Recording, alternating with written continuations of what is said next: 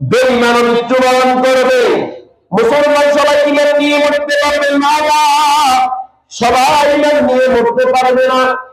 এই যে সবাই তো মৃত্যুবরণ করবে, মৃত্যু হয়ে গেল, হুজুর আমাদের জন্য মাইকে এলান করবে, অমুক ব্যক্তি মৃত্যুবরণ করেছে, অমুক আর দুনিয়াতে নাই, ইন্না লিল্লাহি ওয়া ইন্না ইলাইহি রাজিউন।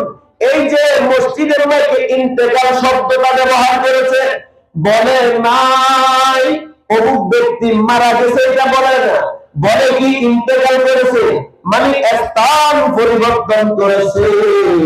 আমরা স্থান পরিবর্তন করি কোথায় যাব? কবরের জীবনে যাব।